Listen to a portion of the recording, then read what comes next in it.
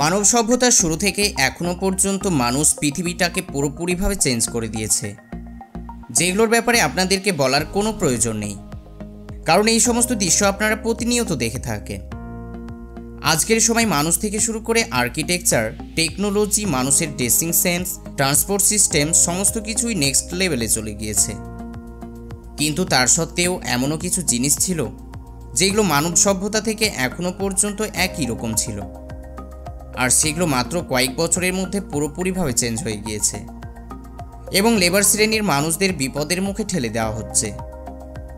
আমি যদি বলি আর কয়েক বছরের মধ্যে ইট তৈরি করার জন্য কোনো রকম লেবারের প্রয়োজন পড়বে না, তাহলে কি আপনি বিশ্বাস করবেন? আসলে বিশ্বাস না করে কোনো উপায় নেই। বর্তমান যুগে আপনারা অনেক ভিডিওতে দেখেছেন যেখানে মাত্র একটি মেশিন প্রতি ঘন্টায় 3 থেকে 4 লাখ ইট তৈরি করে দিচ্ছে, আর সেই সমস্ত মেশিন হাজার হাজার লেবারের কাজ ছিনিয়ে নিয়েছে। কিন্তু আপনি জানলে অবাক হয়ে যাবেন, এই মুহূর্তে সেই সমস্ত মেশিনকেও পিছনে ফেলে দিয়েছে। হ্যাঁ, একদম ঠিক শুনছেন। আজকের দিনে ইট তৈরি করার জন্য ফ্যাক্টরি তৈরি করা হয়েছে। যেমন করে ফ্যাক্টরিতে প্রোডাক্ট তৈরি করে প্যাকিং করে মার্কেটে পাঠিয়ে বিক্রি করানো হয়, ঠিক একই রকমভাবে এই সমস্ত ফ্যাক্টরিতে ইট তৈরি করে প্যাকিং করে মার্কেটে পাঠানো হচ্ছে। আর এত কিছু করার সত্ত্বেও এখানে কোনো লেবারের প্রয়োজন পড়ছে না। তাহলে একবার ভেবে দেখুন তো, লেবার শ্রেণীদের কি অবস্থা হতে পারে? আজকের ভিডিওতে আপনারা সম্পূর্ণ নতুন টেকনোলজি দেখতে পাবেন, সেই কারণে ভিডিওটিকে একদম শেষ পর্যন্ত দেখবেন এবং এই সমস্ত টেকনোলজি কেমন করে কাজ করছে সেই সমস্ত ইনফরমেশনও দেওয়া হবে। সেই কারণে ভিডিওটিকে একটুও স্কিপ করবেন না, না হলে ইম্পর্টেন্ট ইনফরমেশন মিস করবেন। তো চলুন বেশি দেরি না করে শুরু করা যায়। আপনারা ছোট থেকে দেখে আসছেন ইট এইভাবে মানুষ হাত দিয়ে তৈরি করত, আর এক একটি ইটভাটাতে শত শত মানুষ কাজ করত। কিন্তু ইটভাটা মালিকরা মনে করছে এইভাবে মানুষ দিয়ে কাজ করিয়ে খুব বেশি মাত্রায় প্রোডাকশন করা যাচ্ছে না, আর সেই কারণে তারা আধুনিক টেকনোলজির সাহায্য নিয়ে এই সমস্ত মডার্ন মেশিনের সাহায্যে ইট প্রোডাকশন করতে শুরু করে। যদিও এই মডার্ন মেশিন হাজার হাজার লেবারের কাজ ছিনিয়ে নিয়েছে, কিন্তু প্রোডাকশনের দিক দিয়ে দেখতে গেলে এই মেশিন ব্যবহার করে ইটভাটা মালিকদের প্রচুর পরিমাণ লাভ হচ্ছে, কারণ এই মেশিন 1 ঘন্টায় 4 লাখ ইট তৈরি করতে পারে। সেই কারণে প্রায় প্রত্যেকটি ইটভাটাতে এই মেশিন ব্যবহার করতে শুরু করে। কিন্তু তারা এই সমস্ত মেশিন ব্যবহার করেও সবসময় কিন্তু ইট তৈরি করতে পারছে না। বছরে একটি পার্টিকুলার সময় থাকে, সেই সময়েই ইট তৈরি করতে হয়। সেই কারণে এমন একটি টেকনোলজি তৈরি করা হয়েছে যেখানে ফ্যাক্টরিতে যেমন করে অন্য সব প্রোডাক্ট তৈরি করা হয়, ঠিক একই রকমভাবে এই ইট প্রোডাকশন করা হচ্ছে। সর্বপ্রথম ফ্যাক্টরি তৈরি করা হয়, তারপরে মাটি নিয়ে এসে স্টোর করে রাখা হয়। ফ্যাক্টরিতে জিসিবির সাহায্যে মাটি উঠিয়ে এইভাবে কনভেয়ারের উপরে ঢালা হয়, যেখান থেকে কনভেয়ার বেল্ট নিয়ে চলে যায় ক্রাশিং সেকশনে। এখানে সর্বপ্রথম ক্রাশিং মেশিন মাটিগুলোকে ভালোভাবে গুঁড়ো করে দেয় যেন উন্নত মানের কাদা তৈরি হয়।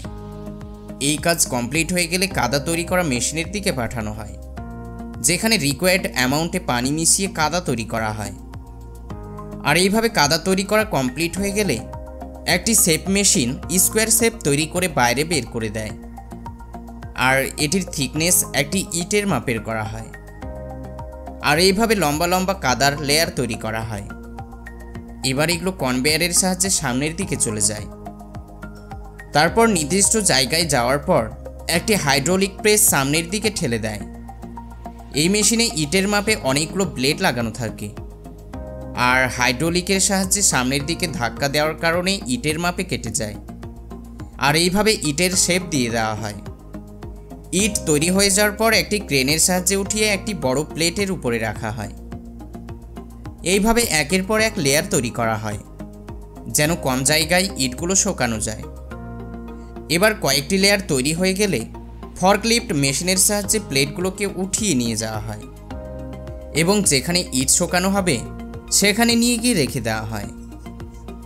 আর এখানে এইভাবে কয়েকদিন থাকার কারণে পুরোপুরিভাবে শুকিয়ে যায়। এবার সময় আসে ইট পোড়ানোর। ইট পোড়ানোর জন্য এইভাবে তারা টানেল ওভেন তৈরি করেছে, আর এই টানেল ওভেনগুলো 165 মিটারের। ইটগুলো এইভাবে সাজিয়ে টানেলের মধ্যে ভরে দেওয়া হয়। এখানে 1100 ডিগ্রি সেলসিয়াস তাপমাত্রায় বাতাস দেওয়া হয়, যার কারণে সমস্ত ইট সমান্তরালভাবে পুড়ে যায়। আর এই টানেল ওভেন কম্পিউটারের সাহায্যে অপারেট করা হয়। এখানে মাত্র কয়েক ঘন্টার মধ্যেই ইট তৈরি হয়ে যায়। তারপরে কোল্ড এয়ার দিয়ে সঙ্গে সঙ্গে ঠান্ডা করে নেওয়া হয় এবং টানেল থেকে বাইরে বের করে দেওয়া হয়। এই সমস্ত কাজ একটি ট্রলির সাহায্যে করা হয়।